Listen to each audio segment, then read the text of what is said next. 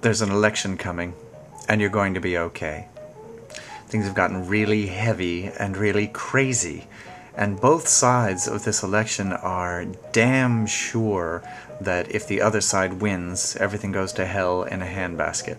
And I gotta tell you, that's not true, because Sister Hell in a Handbasket lives up in San Francisco, and neither her apartment nor the city itself is big enough for everything to go to her. So, the thing to remember is, the politics are important.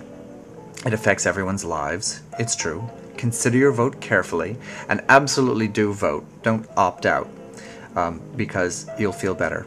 At least you'll feel like you had a stake in getting it off your chest. There are those who say that the whole system is rigged and that the banks own both of the major candidates. There are other candidates, Roseanne Barr for the Peace and Freedom Party, and the guy Gary, I think it's Gary Johnson for, is it the Libertarian Party? And then of course the Green Party. So you could certainly consider those options, and then there are those who tell you that you're throwing your vote away. I myself have no answer for the specifics of the politics. I'm a nun and an iconoclast, and I don't really know.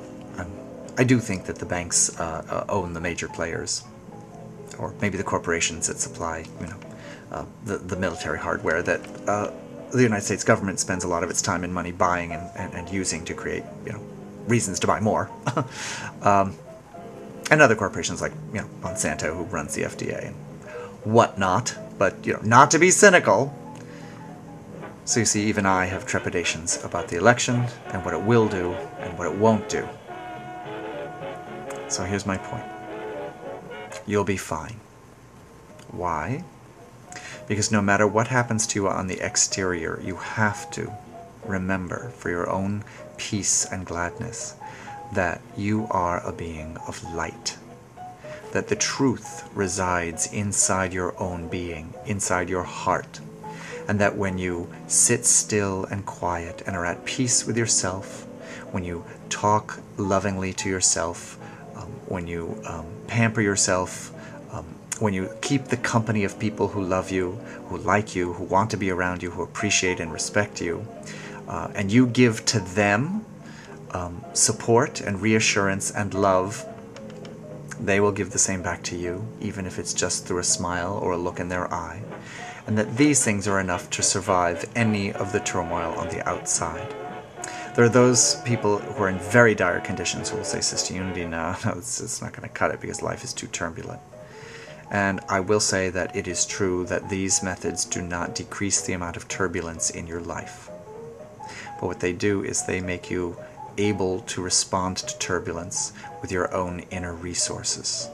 And if you're going to weather the turbulence, even when things suck the worst, you need those resources. You need to know you have them, and you need to go to them. But they're always there. They're always there. They're always there. They're the core of your being, and they are who you are. It's like always having a well into which you can dip a bucket of water. And if you think the wells run dry, it's just that it may take a little time and practice to get that water back up. But it is there. It is always there. If it weren't there, you'd be dead.